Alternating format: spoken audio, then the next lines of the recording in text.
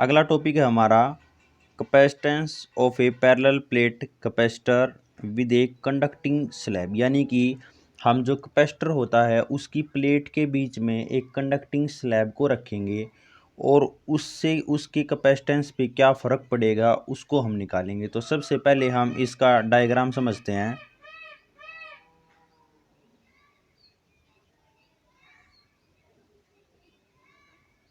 तो देखिए हमने यहाँ पे एक कैपेसिटर बनाया, ये इस तरीके से एक पॉजिटिव चार्ज प्लेट हो गई यहाँ पे,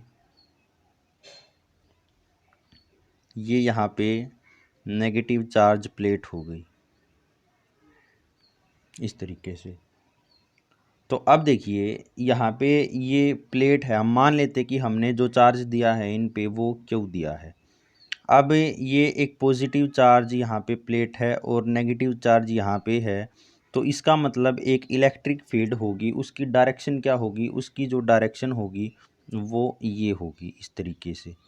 ये जो डायरेक्शन होगी ये ई की डायरेक्शन होगी, इसको हम ई नोट लिख लेते हैं।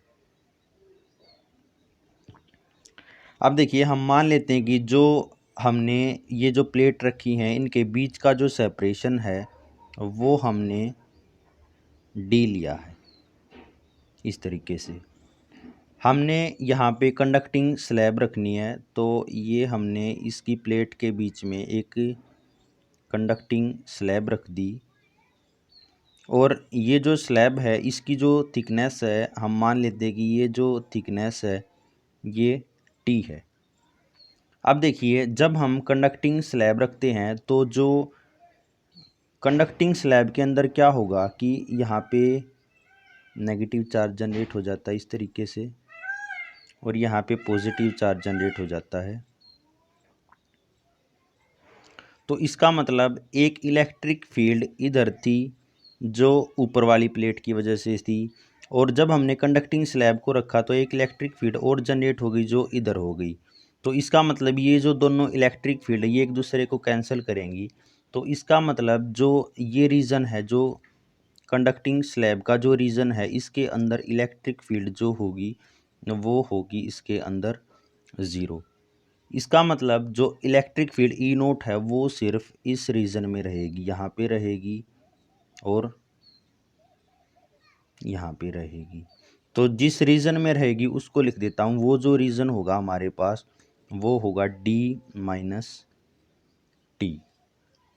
तो इस तरीके से जो इलेक्ट्रिक फील्ड ई नोट होगी वो इस रीजन में रहेगी।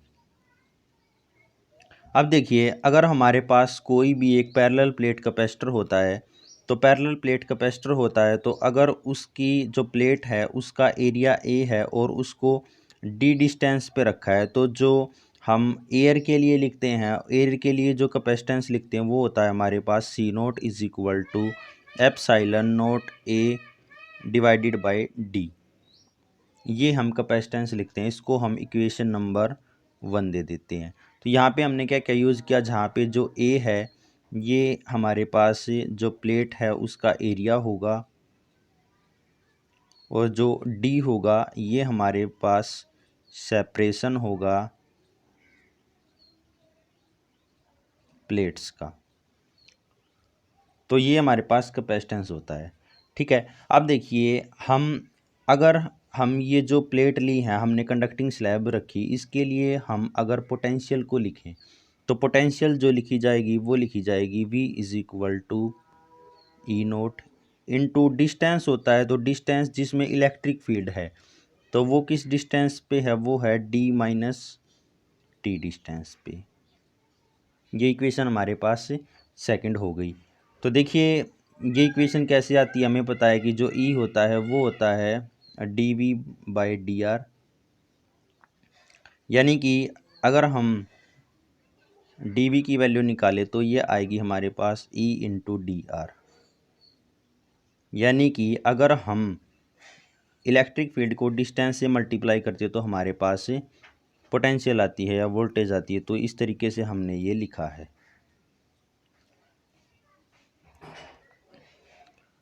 तो अब देखिए, जब भी हम कोई भी पैरेलल प्लेट लेते हैं उसके बीच में जो इलेक्ट्रिक फील्ड की वैल्यू होती है वो होती है E naught is equal to sigma upon epsilon naught. तो यहाँ से जो हमारे पास सिग्मा होता है, सिग्मा होता है चार्ज पर यूनिट एरिया यानी कि सरफेस चार्ज डेंसिटी। तो इससे अगर हम v की वैल्यू को लिखें तो ये आएगी हमारे पास Q divided by A epsilon naught d minus T. तो यहाँ से अगर हम c की वैल्यू को निकालें तो c Q is equal to C V होता है, हमें पता है फॉर्मूला। तो यहाँ से अगर हम c की वैल्यू को निकालें तो c की वैल्यू आएगी Q बाई वी। तो c is equal to Q divided by v की value Q by A epsilon naught d minus T. तो Q से Q कैंसिल हो गया, तो ये आएगा हमारे पास, यहाँ पे लिख लेते हैं, तो ये आएगा हमारे पास c is equal to epsilon naught a divided by d minus T.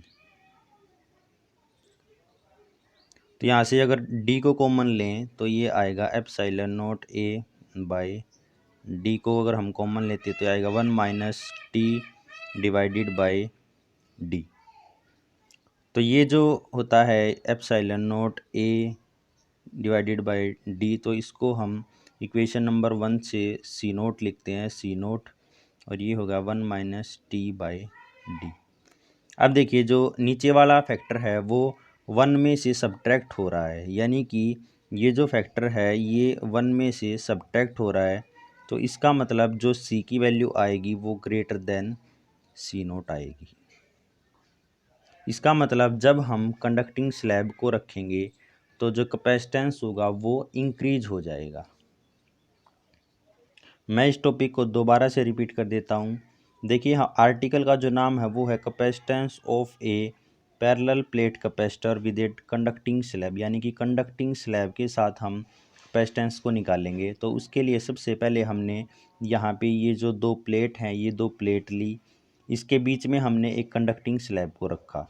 तो कंडक्टिंग स्लैब की प्रॉपर्टी होती है कि उसके अपोजिट इलेक्ट्रिक फील्ड जनरेट हो जाती है, यानी कि कंडक्टिंग स्लैब के अंदर कोई इलेक्ट्रिक फील्ड नहीं होगी। तो अगर हमने इनको डी डिस्टेंस पे रखा है प्लेट को, और थिकनेस है जो कंडक्टिंग स्लैब की वो टी है, तो जो ई नोट की वैल्यू होगी, जो ई नोट इलेक्ट्रिक फील्ड होगी वो सिर्फ डी माइनस टी डिस्टेंस पे होगी। तो अब देखिए, अब जो हम कैपेसिटेंस लिखते हैं, कैपेसिटेंस अगर खाली कैपेसिटर है उसकी प्लेट के बीच में कोई भी मीडियम नहीं है तो उसके लिए जो हम कैपेसिटेंस लिखते हैं उसको सी नोट लिखते हैं, और वो होता है हमारे पास epsilon naught A divided by D. ये हमारे पास कैपेसिटेंस होता है पैरेलल प्लेट कैपेसिटर का, जहाँ पे जो एरिया होता है ये प्लेट का एरिया होता है, और जो डी होता है ये प्लेट के बीच में सेपरेशन होता है। अब हमें पता है कि जो हम पोटेंशियल लिखते हैं, पोटेंशियल को हम लिखते हैं potential is equal to electric field into distance. तो ये हो गया हमारे पास v is equal to E naught into D minus T. अब देखिए हम यहाँ पे जो इलेक्ट्रिक फील्ड लिख रहे हैं, हमने पीछे पढ़ा है, गॉस लॉ की एप्लीकेशन पढ़ी थी। अगर हमारे पास दो अपोजिट चार्ज की प्लेट हैं, एक के ऊपर पॉजिटिव चार्ज है एक के ऊपर नेगेटिव चार्ज है, तो उस केस में जो इलेक्ट्रिक फील्ड होती है, इलेक्ट्रिक फील्ड उसकी जो वैल्यू होती है वो होती है E naught is equal to sigma upon epsilon naught. अब जो सिग्मा होता है ये सरफेस चार्ज डेंसिटी होती है और वो होती है चार्ज पर यूनिट एरिया। तो इन सब की वैल्यू को यहाँ पे, ये सभी वैल्यू को यहाँ पे ई नोट में पुट करेंगे। तो यहाँ पे जो v की वैल्यू आएगी v is equal to Q by A epsilon naught d minus T. ये इक्वेशन नंबर 4 हो गई। ठीक है, तो चार्ज का फॉर्मूला हमें पता है कि जो Q होता है वो होता है CV। तो यहाँ से अगर हम C की वैल्यू को निकालेंगे तो यह आएगा Q बाई वी। तो यहाँ से अगर हम c की वैल्यू को निकाल लें तो v की वैल्यू को हम पुट करेंगे, ये जो v की वैल्यू है उसको यहाँ पे पुट करेंगे, तो ये v की वैल्यू हमने यहाँ पे पुट की, तो उसको सोल्व करने के बाद हमारे पास ये आ गया।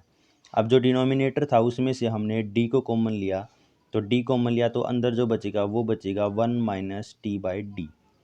अब देखिए ये जो epsilon not a upon D है, ये इक्वेशन नंबर 1 यहाँ यूज़ की है ये, तो यहाँ से ये सी नोट हो गया, तो ये सी नोट आ गया, divided by 1 minus T by D हमारे पास पहले ही था। तो देखिए नीचे जो डिनोमिनेटर है उसमें जो फैक्टर है वो 1 में से सब्ट्रैक्ट हो रहा है, इसका मतलब जो सी होगा वो ग्रेटर देन सी नेट होगा। इसका मतलब जो हमारे पास कंडक्टिंग स्लैब थी, जब हमने उसको कैपेसिटर की प्लेट के बीच में रखा तो जो कैपेसिटेंस है वो इंक्रीज हो जाता है। नेक्स्ट टॉपिक है हमारा capacitance of A parallel plate capacitor with A dielectric slab. यानी कि डाइलेक्ट्रिक स्लैब को हम कैपेसिटर की प्लेट के बीच में रखेंगे और उससे क्या फ़र्क पड़ेगा उसको हम डिस्कस करेंगे। तो पहले एक जनरल कंसेप्ट समझ लेते हैं। तो देखिए अगर हमारे पास इस तरीके से ये कोई पैरेलल प्लेट कैपेसिटर है, इस तरीके से, तो अगर हम इसके बीच में एक डाइलेक्ट्रिक को रख देते हैं इस तरीके से, ये हमने डाइलेक्ट्रिक रखा, तो इसके पॉजिटिव की तरफ नेगेटिव जनरेट होगा और यहाँ पे पॉजिटिव जनरेट होगा। अब देखिए ये जो हमने कैपेसिटर लिया था इसकी वजह से इलेक्ट्रिक फील्ड थी, उसको हम लिखते हैं ई नोट। अब देखिए डाइलेक्ट्रिक के अंदर क्या होगा, ये जो चार्ज जनरेट होते हैं ये इसकी वजह से एक फील्ड जनरेट हो जाती है जो इस डायरेक्शन में होती है, इसको हम बोलते हैं E P, polarising field. Polarisation की वजह से जो इलेक्ट्रिक फील्ड जनरेट हो गई, ठीक है। अब देखिए डाइलेक्ट्रिक के केस में जो ई नोट हैं ये इक्वल नहीं होते, इसका मतलब एक इलेक्ट्रिक फील्ड ई नोट की वैल्यू ज़्यादा है वो इधर है, एक पोलराइजिंग फील्ड इधर है उसकी वैल्यू ई पी है। इसका मतलब ये जो डाइलेक्ट्रिक का रीजन है इसके अंदर एक फील्ड होगी, उसकी वैल्यू क्या होगी, E is equal to E naught minus E P. ये हमारे पास इस डाइलेक्ट्रिक स्लैब के अंदर होगी। अगर हम इसकी थिकनेस को टी ले रहे हैं तो जो टी थिकनेस होगी इसके अंदर जो इलेक्ट्रिक फील्ड होगी वो ई होगी, और जो ये रीजन होगा और ये रीजन होगा, तो अगर ये टोटल डी है तो जो डी माइनस टी रीजन होगा उसके अंदर जो इलेक्ट्रिक फील्ड होगी वो ई नोट होगी। ये इसमें समझने वाला कंसेप्ट है जो आगे हम यूज़ करेंगे। तो चलिए अब इसका डायग्राम बनाते हैं। तो सबसे पहले हम एक पैरेलल प्लेट कैपेसिटर बनाएंगे। ये इस तरीके से हमने एक प्लेट ली, इसके ऊपर जो चार्ज होगा वो पॉजिटिव चार्ज होगा, एक दूसरी प्लेट होगी जिसके ऊपर जो चार्ज होगा वो नेगेटिव चार्ज होगा, इस तरीके से।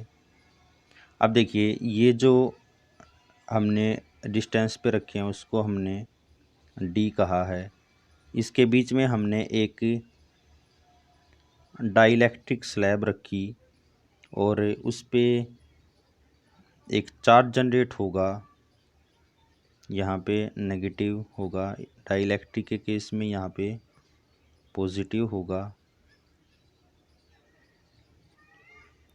तो जो थिकनेस है वो हम ले रहे हैं टी। अब जो मैंने बताया पीछे कि जो ई नोट इलेक्ट्रिक फील्ड होगी वो किस रीजन में होगी, वो होगी डी माइनस टी रीजन में, और एक पोलराइजिंग फील्ड जो जनरेट होगी उसकी डायरेक्शन ये होगी। तो जो इलेक्ट्रिक फील्ड होगी ई, उसकी वैल्यू ई नोट माइनस ई पी। तो जो ई की डायरेक्शन होगी वो क्या होगी, वो ये डायरेक्शन होगी। तो जो ई जिसका मैग्नीट्यूड क्या है E naught minus E P, वो किस थिकनेस में होगी, वो टी में होगी। तो ये इसका डायग्राम है जो हम याद रखेंगे। तो चलिए अब इस आर्टिकल को स्टार्ट करते हैं। देखिए जो कैपेसिटेंस होता है, कैपेसिटेंस के केस में अगर हम खाली कैपेसिटर ले रहे हैं, उसकी प्लेट के बीच में कुछ भी नहीं है, खाली है, तो यानी कि जो सी नोट होगा वो क्या होगा, वो होगा epsilon naught A divided by D. ये इक्वेशन नंबर हमारे पास 1 हो गई। यानी कि कैपेसिटर एयर गैप के साथ उसका कैपेसिटेंस कितना होता है, C is equal to epsilon naught A divided by D. दूसरा, जब हमने इसके बीच में एक डाइलेक्ट्रिक स्लैब रखी, तो डाइलेक्ट्रिक स्लैब रखने के बाद जो हमारे पास इलेक्ट्रिक फील्ड की वैल्यू आई, यानी कि ये जो इलेक्ट्रिक फील्ड है ये स्लैब के अंदर की फील्ड है, उसकी जो वैल्यू है वो क्या है, E naught minus E P. ये हमारे पास डाइलेक्ट्रिक स्लैब है, उसके अंदर जो इलेक्ट्रिक फील्ड है वो है। अब देखिए हम पोटेंशियल लिखते हैं। पोटेंशियल को कैसे लिखेंगे, पोटेंशियल को हम लिखेंगे इलेक्ट्रिक फील्ड इनटू डिस्टेंस के साथ मल्टीप्लाई करेंगे। तो जो ई नोट इलेक्ट्रिक फील्ड थी वो थी डी माइनस टी रीजन में, प्लस जो ई इलेक्ट्रिक फील्ड थी वो किस रीजन में थी, वो थी टी रीजन में। ये हमने लिख लिया। अब जो हमारे पास ई की वैल्यू होती है वो होती है ई नोट डिवाइडेड बाय के। इसको हम, ये जो के होता है हमारे पास, ये हमारे पास डाइलेक्ट्रिक कांस्टेंट होता है। तो ये जो ई की वैल्यू है इसको हम यहाँ पे पुट करेंगे। तो इसको हम यहाँ पे पुट करें तो जो हमारे पास आएगा वो आएगा E naught D minus T plus E naught divided by K into T. ये आएगा हमारे पास। अब देखिए ई नोट दोनों टर्म में है, यहाँ पे भी ई नोट है और यहाँ पे भी है, तो इसको कॉमन ले सकते हैं। तो ये आएगा E naught D minus T plus T by K. ये आ गया हमारे पास। तो अब देखिए जो इलेक्ट्रिक फील्ड होती है प्लेट के बीच में वो क्या होती है, सिग्मा अपोन एप्सिलॉन नॉट, और सिग्मा को हम लिखते हैं क्यू बाय ए, तो Q by A epsilon naught. तो ये हमारे पास इलेक्ट्रिक फील्ड की वैल्यू हो गई। इसको हम पुट करें तो ये v की जो वैल्यू आएगी हमारे पास वो आएगी v is equal to Q by A epsilon naught D minus T plus T by K. ये हमारे पास आ गई। तो दोबारा से हम Q is equal to C V हमें पता है, तो सी की वैल्यू आ गई हमारे पास क्यू बाय वी। तो अगर ये वैल्यू पुट करें तो ये आएगा हमारे पास C is equal to Q by, ऊपर वैल्यू थी Q by A epsilon naught और D minus T plus T by K. ये हो गया हमारे पास। तो इस यहाँ से क्यू कैंसिल हो गया, तो ये आएगा epsilon naught A divided by D minus, अगर हम टी को भी कॉमन लें तो ये आएगा 1 माइनस 1 बाय की। अब हम इसमें से भी अगर हम डी को कॉमन लें तो ये आएगा हमारे पास epsilon naught A divided by D 1 minus T by D और 1 माइनस 1 बाय के। ये सी की वैल्यू है। अब ये जो वैल्यू है epsilon naught A upon D, ये हमारे पास सी नोट की वैल्यू है, तो C naught divided by 1 minus T by D 1 minus 1 by K. इसका मतलब नीचे फिर से फैक्टर 1 में से सब्ट्रैक्ट हो रहा है, तो जो सी की वैल्यू आएगी वो सी नोट आएगी। इसका मतलब जब हम डाइलेक्ट्रिक को रखेंगे तो जो कैपेसिटर का जो कैपेसिटेंस होगा वो इंक्रीज हो जाएगा। दोबारा से इस आर्टिकल को मैं रिपीट कर देता हूँ एक बार।